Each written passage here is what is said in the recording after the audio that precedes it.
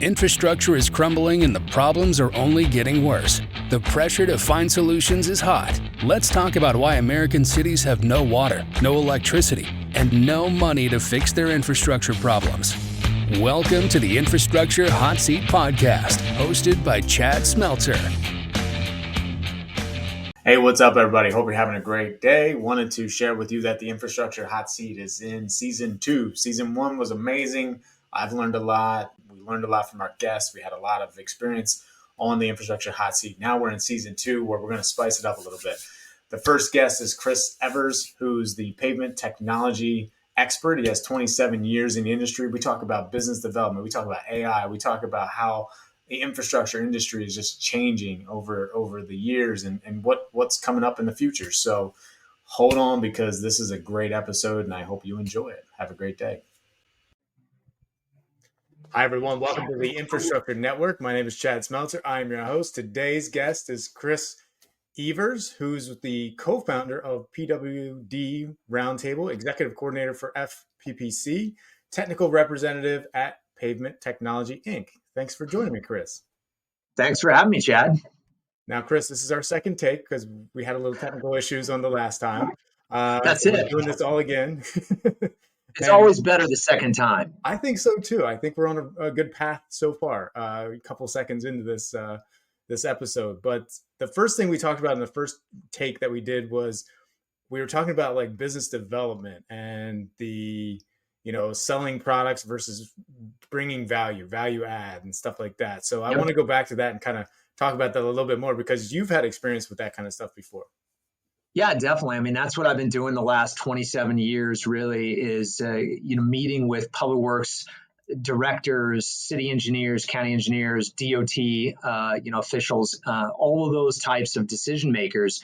And the thing that, I've taken away from that experience over the years is just, you can't go in there immediately guns blazing, pitching your product, this, that, and the other, and expect to have, a lot of success. It's really got to start from a place of you adding value. And you really have to understand how you can add value. You have to know what it is they're maybe challenged by. What kinds of things could you potentially help with? And hopefully there's a marriage between what you're offering and what they need help with. If there isn't, it may not be a good fit. And that's okay, because the way I've always approached it is that at some point or the other, you and I are going to get to do business together. It doesn't have to be on an artificial timeline. If we see enough folks, if we go out and we're in the market and we're adding value, then that exchange is going to happen as long as we have something of value to them. It has to be to them too. It has nothing to do with what I think. It has everything to do with what they value. And so that's why it has to start there. I appreciate that. And I think that's a tip every business development person out there in the industry should use and absorb it and try and figure out how to provide value to their potential prospects, clients, and things like that. Even their partners they do business with. All that stuff adds up. So I wanted to start off with the beginning episode just talking about that. But now I want to switch to a little bit more about you, Chris, and how you got into infrastructure and like, where did this all start? It was a warm day in 1996. So I graduated from Oklahoma State University with a marketing degree. And really, when I started, I didn't know anything about public works. I began my career with a company called Coke Materials Company, an asphalt company, and I could barely spell asphalt. But what I did know is that it was going to be a place where I could really stretch my legs. I didn't know anything about it. So I was going to, kind of hit the ground running, kind of the drink from the fire hose. And from very early on, I could tell that this was just a great fit. Sometimes you get lucky. And so it was a great fit. Everything that I kind of learned about public works, I liked. I liked the ability to go in and help with infrastructure. Infrastructure is just so vitally important in this country. It is the lifeblood of our economy. It's the circulatory system for our society. And so everything moves over, this infrastructure system that we're lucky enough to have. And it's really not luck. I mean, we've worked very, very hard over decades to build this. And so it's been my, distinct pleasure to get a chance to help educate folks on how they can preserve that infrastructure more effectively over the long haul. Yeah, no, that's great. And one of the things I was looking at your background, you were the past president of APWA, which is going back to what we just talked about, value and being involved in communities and being involved in organizations that are making a difference like APWA. So how did that come about? Well, that's kind of a funny story too. They all go around, funny stories. That's what it all revolves around. And a colleague of mine, it was a client at the time. I now work with him at Pavement Technology Inc. So it's a circulatory, system for that too. But really, what happened was I got invited to a branch meeting, a luncheon, and by Ken Holton, and he was with the city of Tampa. So I show up, and they introduced me. And then the next time I decided to make that fateful decision to go back to another lunch, and I got nominated as secretary of the branch. Who knew? So my saying from that moment on is the first meeting you go to, they introduce you, and then the second meeting they nominate you, and that's the hook. So that's at least the way that APWA works. But the best part about that, though, is that in my career over these years with APWA and beyond, is you have to get involved and participate to win. And so we all want to win. We all want to help. We want to feel like we're doing, like we talked about, adding value. And to do that, we have to step up and volunteer and get involved right away. And that's what I did pretty much immediately upon arriving in Florida. Yeah, I was telling you a story about here in Illinois. They were trying to rope me in, which I'm totally all about, into APWA here in Illinois. And Dan Kaup was like, "Come drink, have a drink, and then let's talk." And then I'm like, "I'm just going to get roped into this one." So, oh yeah, here it goes. That's good advice to anyone that's also going to be a business development, want to help out and be involved in our communities. Get active in these organizations like you did, and you were looks like president or involved for like 14 years now, and still kind of involved. Is that correct? Yeah. It's actually like 21 or so now. So it's been a long process, and it's been fun. I mean, I don't do it for the recognition. That's to be clear. It's exciting to get, but I certainly didn't start off, hey, let me see if I could, get some plaques on the wall. That happens after you put in the hard work. And so I've always just thought of it as, if there's something that they could get out of my involvement, I'm going to push my involvement hard and do what I can to promote what they're trying to accomplish and do what I can. And so after that, the recognition comes. And the other thing that's fun about recognition, honestly, is when you're not looking for it, right? I mean, who can't fill in a nomination and nominate themselves? I mean, there's no fun in that. Like, what you want to do is be patient and let the recognition come. And that's always been my philosophy, is I'm not looking for accolades or awards or any of that. They come because people recognize that there's been some value added there. And so that's what one of the highlights of my whole career has been, getting those accolades, because it's a validation that somebody liked what I helped with. Right. How did the PWD roundtable start? That was during my term as president of the chapter in 2012, 2013. And we were noticing that we weren't getting as many decision makers for the Florida Chapter Expo. That's our annual meeting, much like PWX is, but to Florida. And so we decided, hey, let's try to encourage that by offering something for the public works directors, where they can have a closed, session that's only for directors, and really give them a chance to network with each other, tackle some of the most challenging problems they might be addressing at the time, and gives the ability for, like, let's say, new directors or folks who haven't been in that position very long to really glean information from some of those KG veterans that have been at it for a long period of time.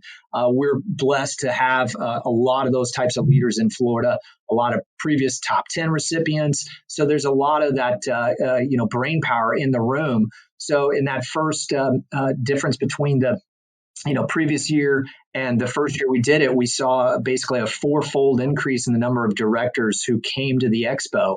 And that just continued to where we were getting, as many as, 50, 60 directors at the roundtable. And it vacillates, it depends on where the conference is at, and some are a little bit better attended based on, geography. But it's been a very big success. And then back in 2014, we took that to PWX, and have done the International Public Works Director Roundtable for 8 years. So it's been a lot of fun. I moderate it. It's all about them. It's them interacting. I kind of stoke the fire, as they say, and let it, roar out of control, hopefully. I love it.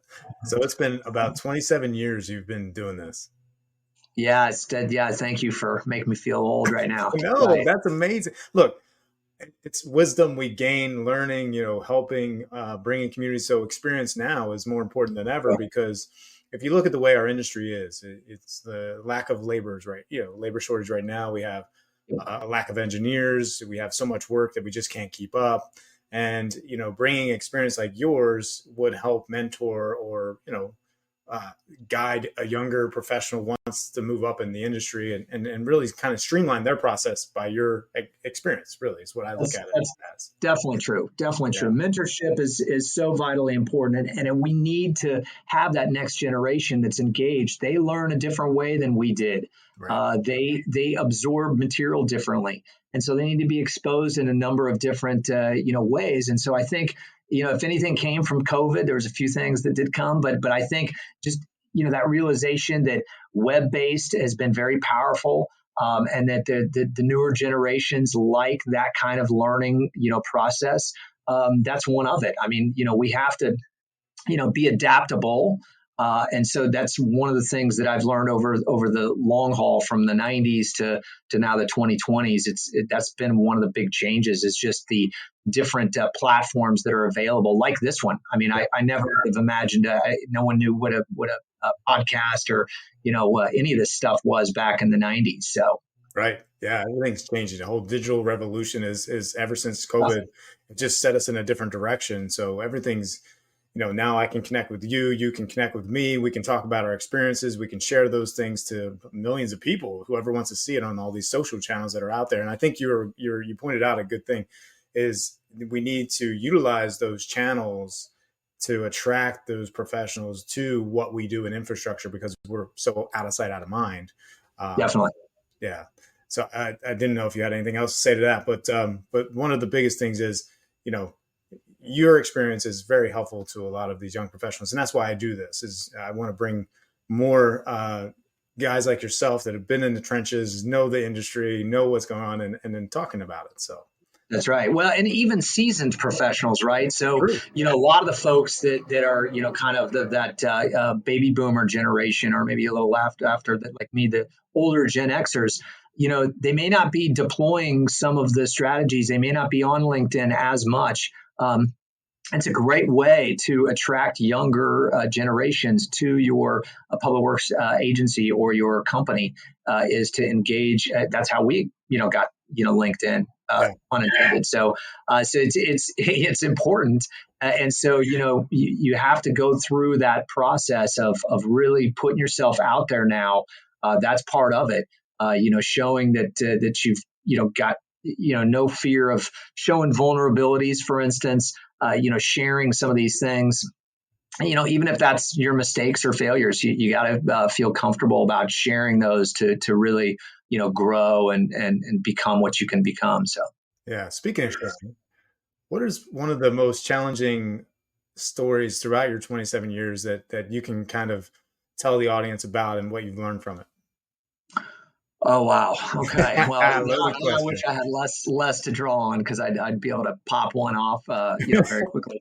I would say, it probably goes back into the transition from my job with Pavement Technology to my previous job. There was, kind of this, vacuum of some of the, leadership and some of the things that were available, at our previous company. And it was just turmoil, honestly. And when you're having to live under that and deal with it, you get put in a position to where you have to pick sides or play politics, which I refused to do. Is really pick sides and get into that, get sucked into some owners, kind of battles.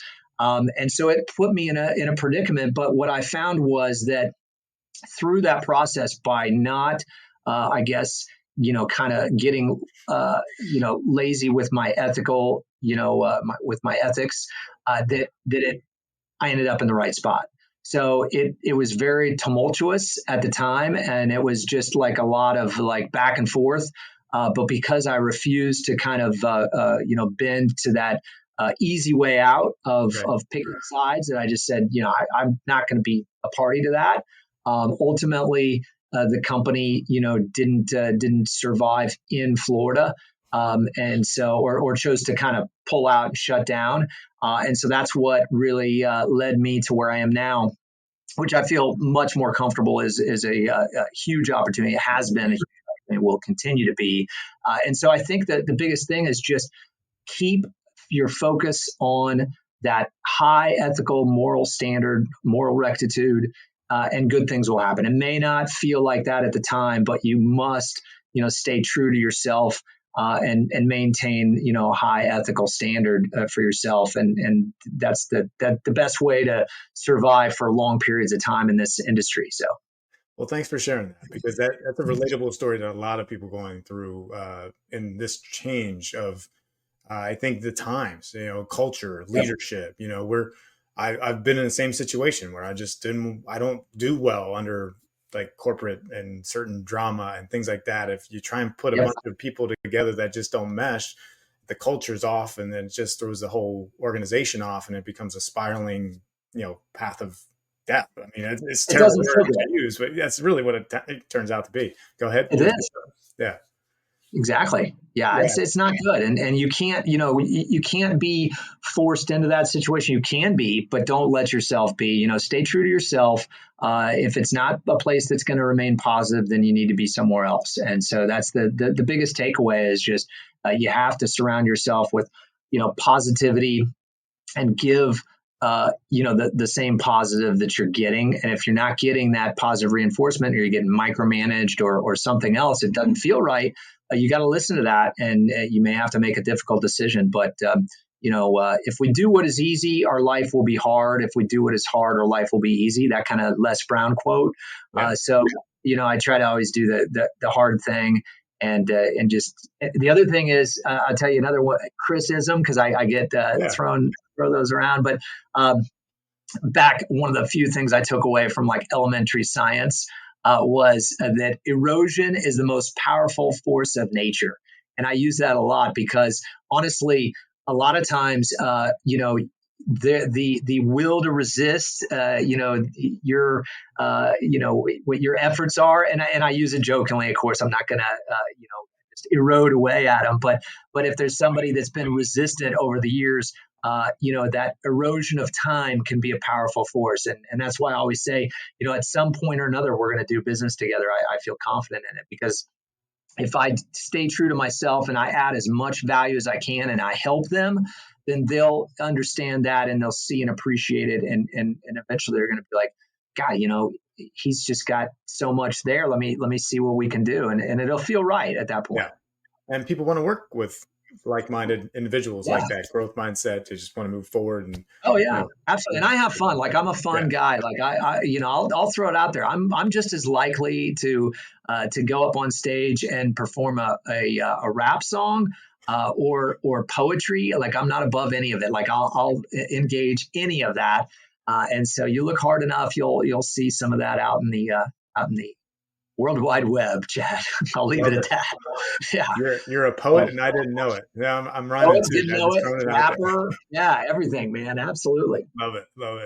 All right, so let's go back to like infrastructure, technology, AI, all this stuff that's happening now in our world of infrastructure. It's adopting technologies in government and things like that is really a struggle. And this is probably a question that you and I didn't talk about the first time, but I'm curious on your thoughts about it, because we have firms, engineers that guide some of these departments of where they should take their infrastructure and how it should be repaired. And they also are kind of like the gatekeepers in certain situations. So I'm curious in your thoughts of like, is that one of the barriers to entry for us in public works, just to try and get to the right people so that we can get the right technologies and solutions to them?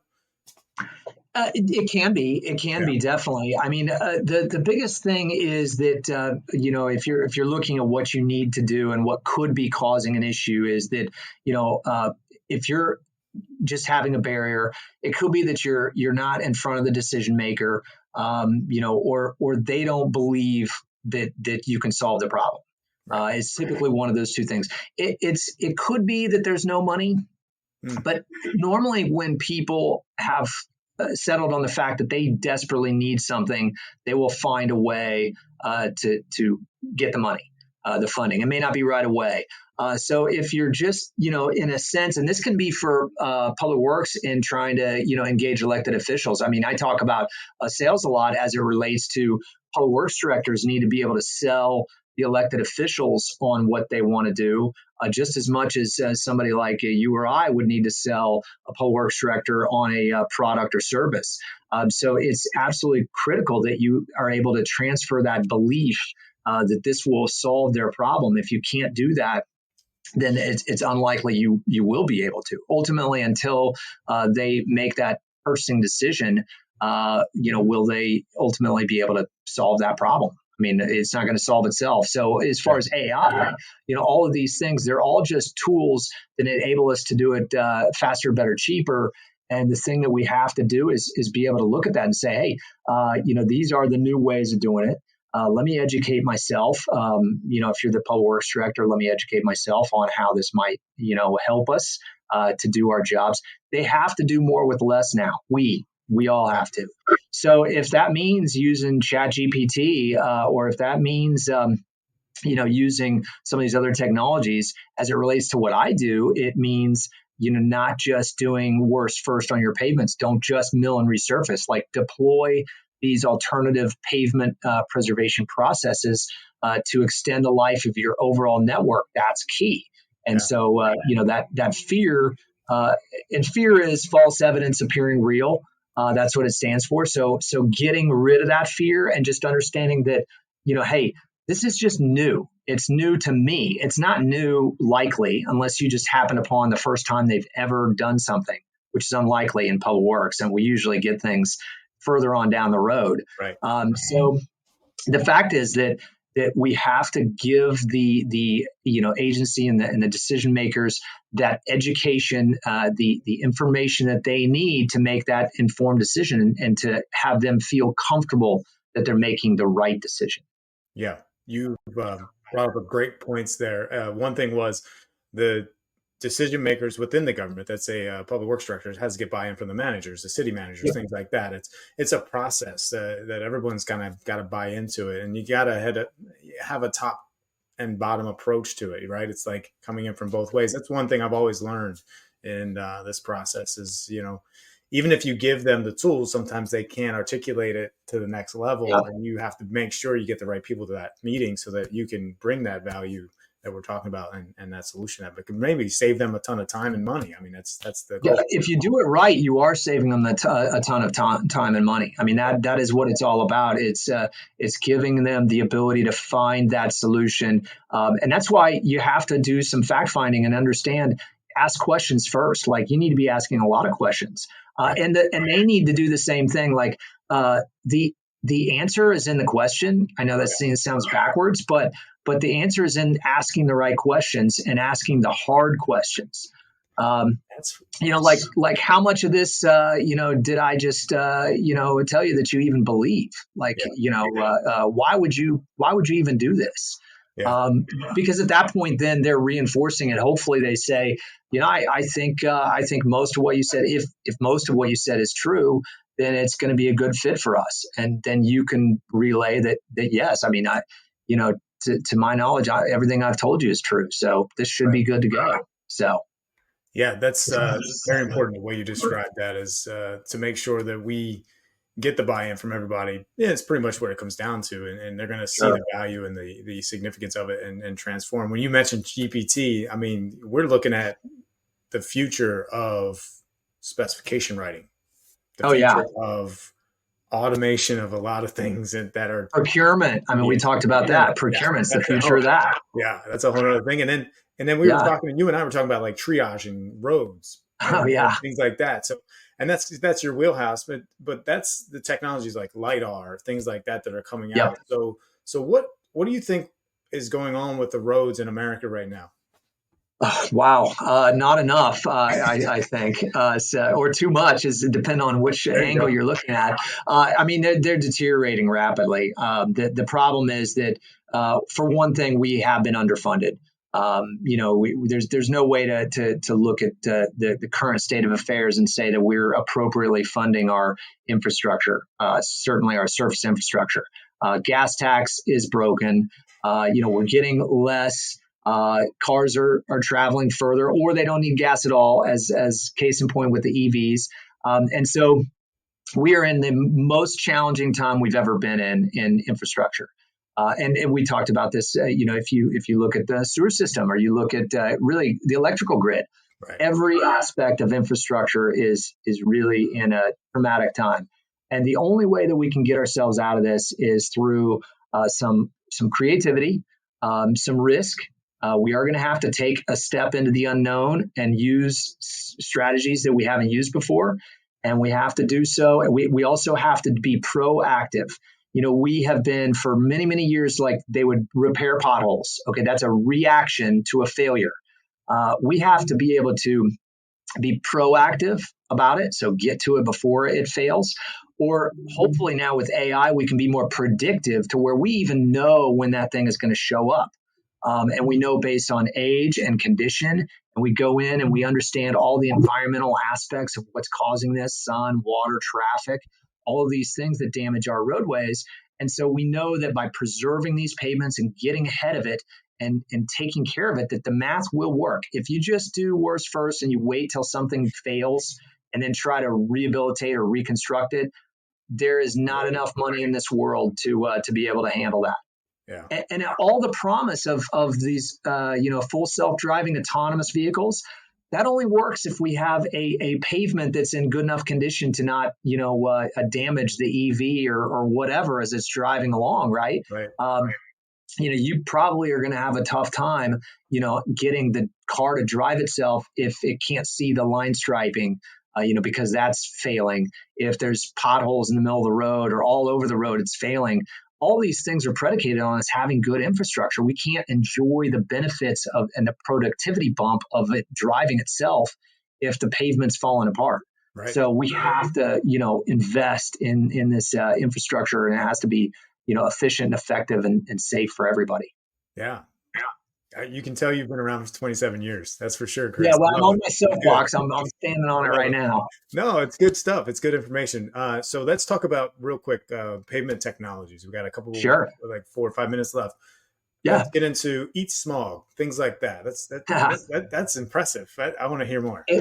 It's exciting. We're really excited about this technology, Chad. I think one of the things after discovering that we would be able to use an additive to a process that we've already been using, asphalt rejuvenation, using a maltine-based rejuvenator called Reclamite. But by using titanium dioxide, we enabled the road to photoreact. Basically, it's called photocatalysis.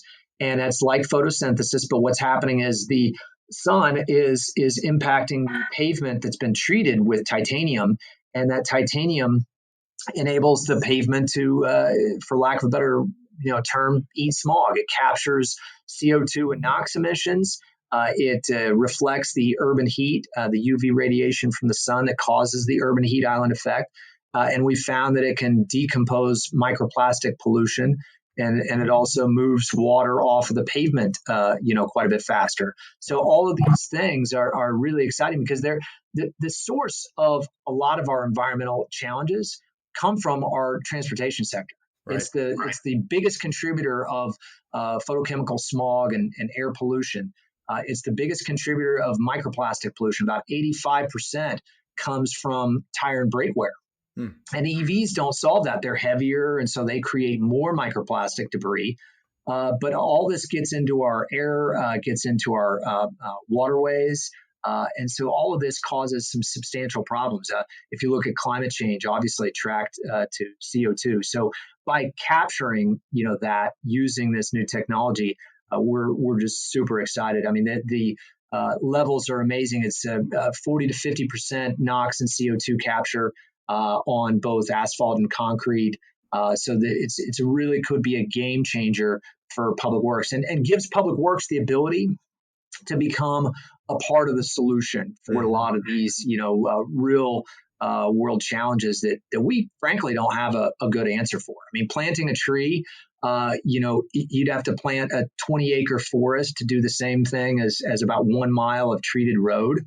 And we just don't have room to plant that many forests in our city environment, for instance, our urban landscape. So there's just a lot that we're learning. We're learning as we go. So it's exciting, and I think once we can kind of unlock some of the federal funding mechanisms and some of the mechanisms even of using corporate ESG philosophies to go after as well. So I think we're on a real cusp. So PTI is excited, and it's one of the primary roles that I have now is to educate both public works, elected officials, all those key aspects on what this technology can do. So. Well, it certainly sounds like amazing technology that can really help our communities and keep everybody, just in a better environment, so to speak, for what they're breathing, for sure. One thing that and we're out of time, but I want to touch on this one. You said EV vehicles and plastic pollutants and things like that. That's interesting. Like, what are we looking at here? Is there more to this information that we don't know? Sure. I mean, if you think about it, these EVs, the batteries are very heavy. Yeah. And so, one of the knocks, or one of the things that people talk about is, geez, you go through tires faster, brakes, they're regenerative brakes. So you're going to have some braking, wear. And then especially as we get into these EV semis, which are allowed to actually be heavier, over 80,000 pounds, they're going to generate more of these microplastic, they call them road area microplastic particles. And those become almost worse than just NOx or CO2 emissions because it's particulate matter, which gets into our lungs, gets into our food supply, our waterways. They're finding them even in Antarctica, for crying out loud. So these things are everywhere, and they're toxic as well. So they're going to cause a big challenge. So just because we're maybe transitioning from fossil fuel to EV, it doesn't mean that our air and water pollution problems are going to completely go away. They're just going to morph into a different problem that we have to solve. So. That's interesting topic to maybe discuss at a later date, because that's just moving from one problem to another the way it sounds. But I mean, we are evolving, but fossil fuels is fossil fuels. We've been using those for decades and centuries, a century now almost at this point. But this is good stuff, Chris. I truly appreciate the insight. It's hard to scare you. And roads and just all that is really good stuff. So again, thank you for joining us. How can people get a hold of you? Definitely. I mean, best way is probably C. Evers, so CEVERS at pavetechinc.com. Certainly look for me on LinkedIn. I'm very active there. And then, you can just go with the old style digits to 727-638-1699. So, those are the best ways to catch me and look for me in those arenas. Love it, man. Well, thanks again for joining me, and I look forward to the next time we get to meet and hang out and talk. Definitely. I can't wait. All right. Have a good weekend. Excellent. You too, Chad. Thank you for listening to the Infrastructure Hot Seat podcast. We hope that this show brought you some insight on relevant topics within the infrastructure world. Please join us every 2 weeks on Tuesday for the next episode. If you're interested in being a guest on this podcast, please set up a 15-minute interview with your host at calendly.com/Chad Smeltzer.